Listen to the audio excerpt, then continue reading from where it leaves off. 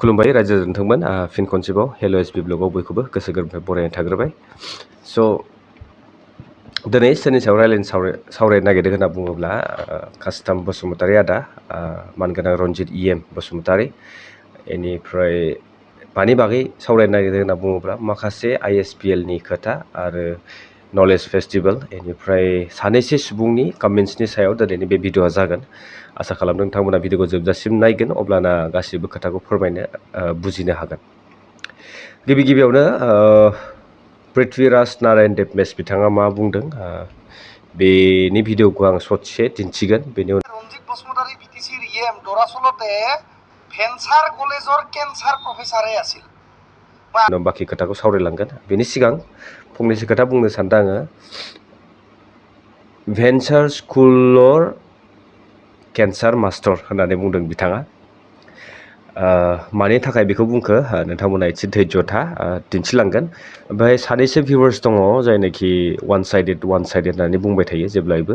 100आव बिदिनो जास्ट 1 बा 2% सुबुंफोरा बेबायदि माखासे कमेन्ट्सफोरखौ हरो आं बिथांमोनखौ बुंनो सानदों मोजां नोंथांमोना कमेन्ट्स खालामदों आङो नुबाय नाथाय वान साइडेड आं इउटुबार जाबाय स' नोंथाङाबो भिउवार्स हिसाबै वान साइडेडल' सिन्था खालामदों नामा दिनै नोंथांमोना UPPL खौ सापर्ट खालामनायलाय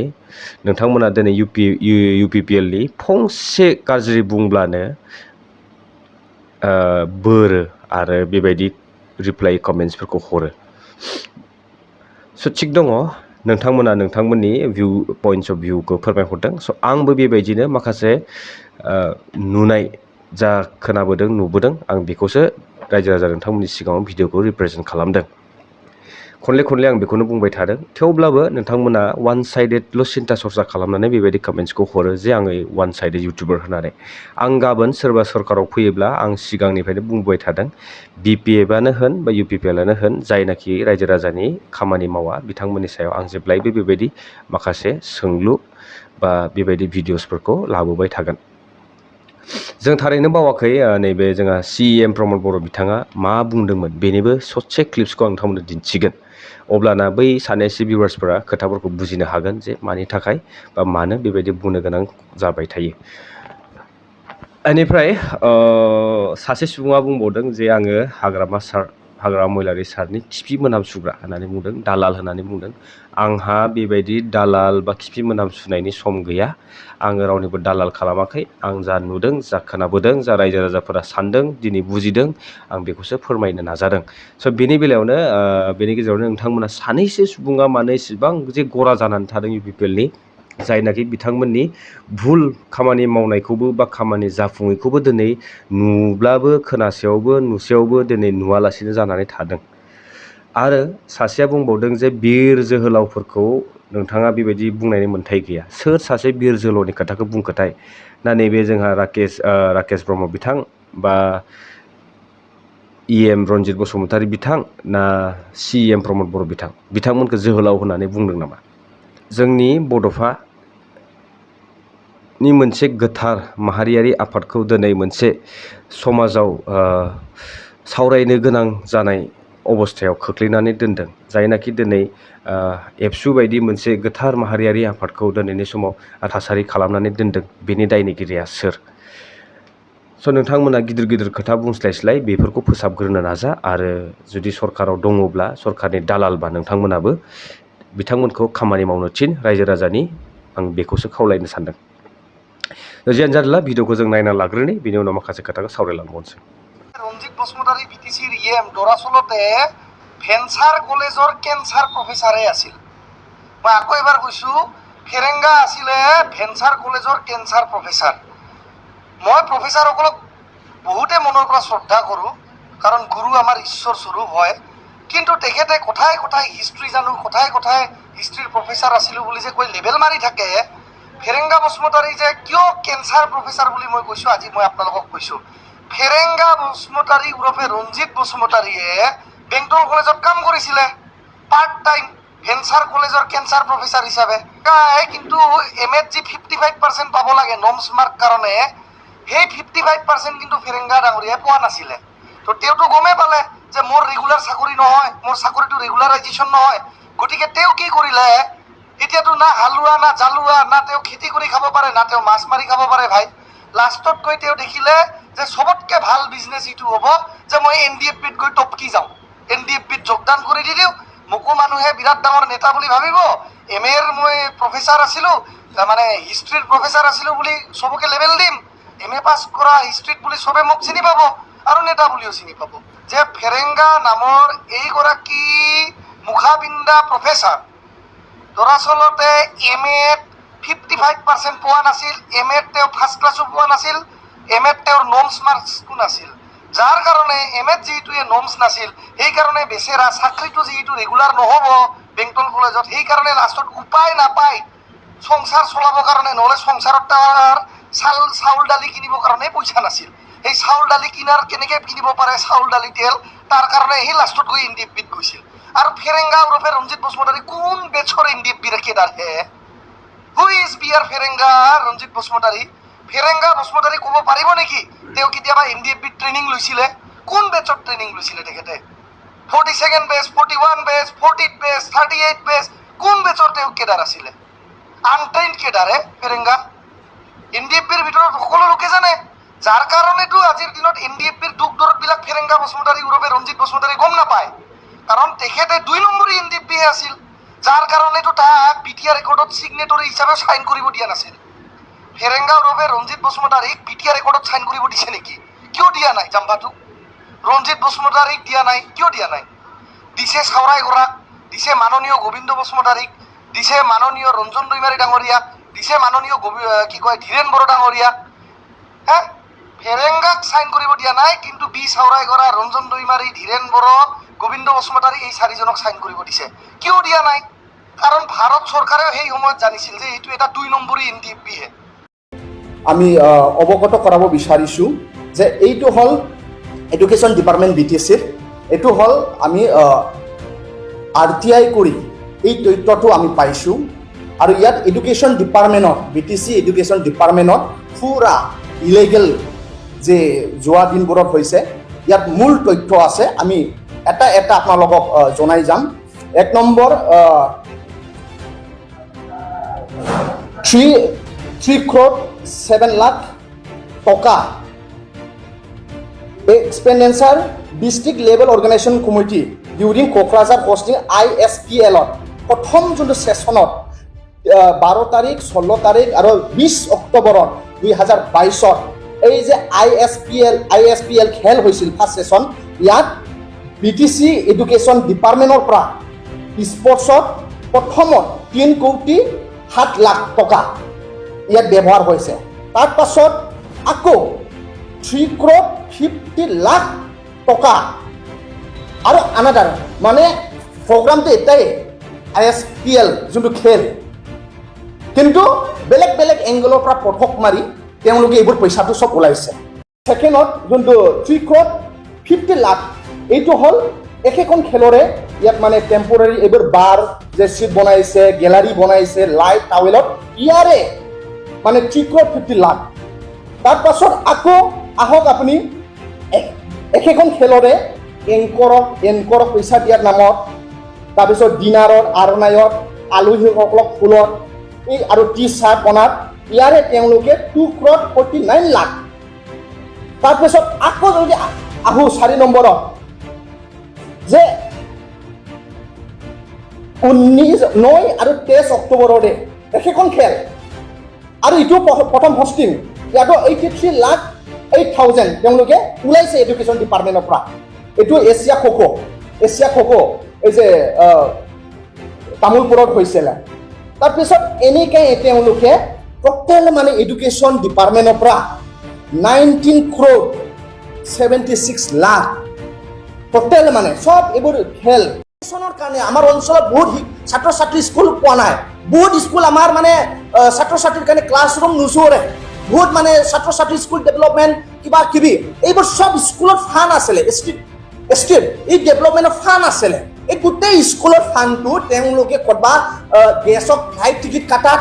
কৰবা মানে আৰণা কিনাত কৰবা মিনাৰেল ৱাটাৰ ড্ৰিংক মানে পানী খোৱাত তেওঁলোকৰ প্ৰগ্ৰামত আলহীক মানে গেছক ফ্লাইট দি আনা টিকেট আনা আলহীক কৰবা মানে 5 ষ্টাৰ হোটেল এই গুৱাহাটীত থোৱা ক'ৰবাত বঙাইগাঁও মানে 5 ষ্টাৰ হোটেলত আলহী খোৱা যে ছাত্ৰ ছাত্ৰীক আমাক পইচা দিছিলে school development text book development টিচাৰসকলক মানে স্কুল এডুকেশ্যন ডিপাৰ্টমেণ্টক দিছিলে কিন্তু এই গোটেই পইচাটো আমাক ছাত্ৰ ছাত্ৰী এডুকেশ্যন ডিপাৰ্টমেণ্টত ব্যৱহাৰ হ'ব লাগিছিল কিন্তু তেওঁলোকে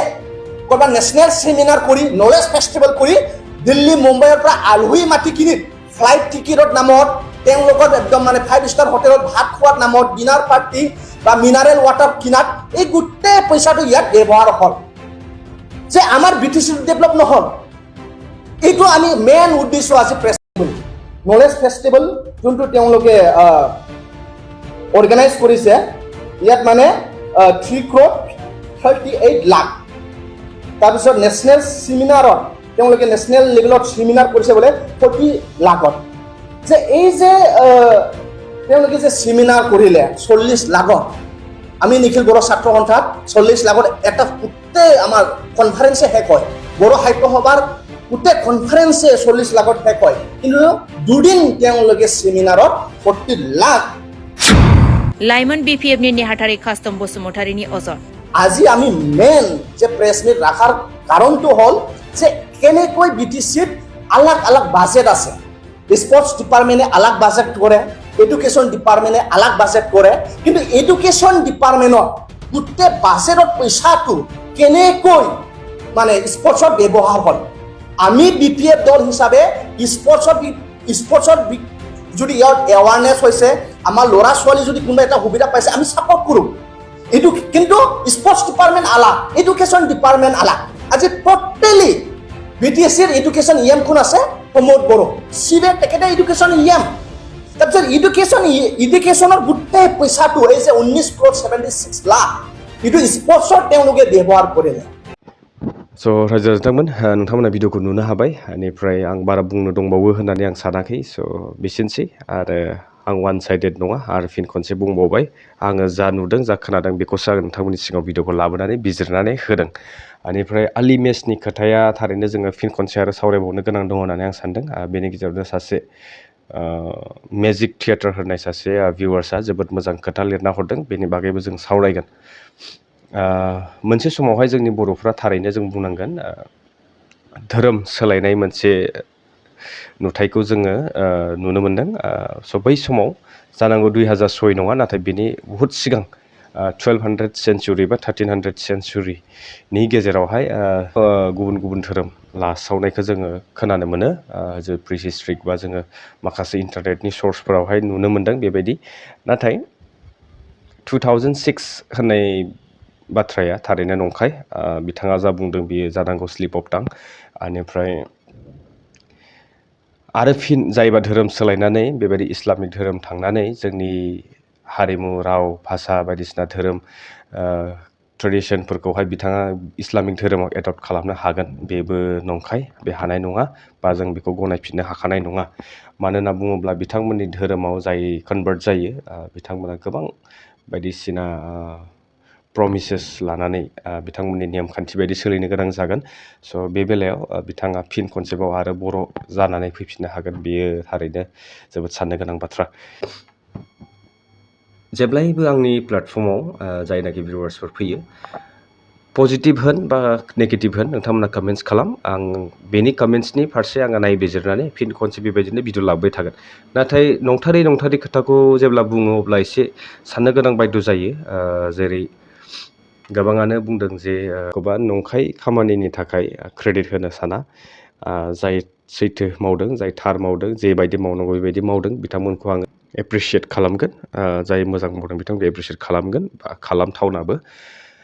सरकाराव थानायानो होन बा सोरबा अपोजिसनानो होन स' बे बेलायाव नोंथांमोना मेगन सानो गोनां गैया नोंथांमोनाबो वान साइडेडल' सानबाय थाब्ला जानाय नङा मोननैथिंबो बेलेन्स खालामनानै नायबिजिरना नाय अब्लाना बुजिना मोनगोन खोथाफोरखौहाय जोबोद गोरों पलिटिकेलनि नोंहा मा बेसेबां नलेज दं होननानैबो बुंदों स' बेफोरखौ नलेजआ जों बेबायदि जोनोमनिफ्राय लानानै फैखाया आदा बा फंबाय जायनाखि बिदि कमेन्ट्स खालामदोंमोन जोङो नलेजखौ स्ल'लि एन्ड ग्रेजुवेलि जोङो जोंनि लाइफजों डे टु डे लाइफजों जोङो एक्सपिरियेन्स जालानोसो जोङो नलेजखौ आक्वायार खालामनो हायो जे पलिटिकेलानो होन बा जिखुनु खेत्रआवनो बुं जोङो बेबायदि स्ल'लि एन्ड ग्रेजुवेलिसो जोङो नलेजखौ आक्वायार खालामलांनो हायो बेनिफ्राय सासे आदैया बुंहरदों जे प्रमद बर' बिथांखौ जोङो बै आन्दलन समनिफ्रायनो मोनबोनाय होननानै बुंदों। आन्दलनाव जों बिथांखौ नुदों, लोगो मोनदों होननानै बुंदों। थिग दङ, नाथाय आं बेवहाय बिथांनि आन्दलनाव थानाय थायैनि खोथा सावरायाखैमोन। आङो बर्थमाननि सोलिफुबाय थानाय सरकाराव मा जादों मा जायाखै बिनि फारसेसो आङो बिजिरनाय लाबोदों। बेवहाय आङो माखासे बिबुंथि होलांनायनि फारसे आङो मोनसे भिडिअ'सो लाबोदोंमोन। स' बेवहाय बिथांमोना आन्दलन दं गैया आं बेखौ बुंनो सानाखै, मा अबदान दं गैया बेखौबो बुङाखैमोन। स' नोंथांमोना अनलि जा कन्टेन्ट लाबोदों बेनि सायाव कमेन्ट्स खालाम। बेनि दस्रा बाहेरानि बाथ्राफोरखौ सरजाबदेरबा बोरै जानो, कनफिउसन खालामनो नाङा। बेनिफ्राय नोंथाङा जुदि सासे सिनियर एबसुनि दैदेनगिरिमोनब्ला, थारैनो नोंथाङा दिनै प्रमद बर' बिथांनि दैदेननायखौ जोबोद मोजां मोनबाय, मोजां दङ, अब्ला नोंथाङा बै समनि एबसुनि वार्कार्सफोर बा जाय फुरानाफोर दङ बिथांमोनखौ बावबाय नामा? स' बेबो साननो गोनां बाथ्रा। स' नोंथांमोना नुनो मोनबाय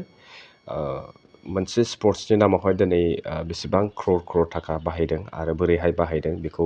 कास्टम बसुमतारी बिथाङा RTI खालामनायनि माखासे डकुमेन्ट्सफोरजों लोगोआव लाफानानै बेखौ क्लियारलि नोंथांमोननो दिन्थिखाबाय। स' बेवहाय नोंथांमोना मा बुंनो सानदों प्लिज कमेन्ट्स खालामनानै हर। थारैनो बियो मोजां जामारदों ना जायाखै जे एथ' क्रर थाखा फैसा दिनै मोनसे स्पर्ट्सनि नामाव बा मोनसे नलेज फेस्टिभेलनि नामाव दिनै बाहायनो गोनां जादों। स' बे बेसेबां रिलायेबोलमोन बेखौ नोंथांमोना कमेन्ट्स खालामनानै फोरमायहरबानो जाबाय। बेनिफ्राय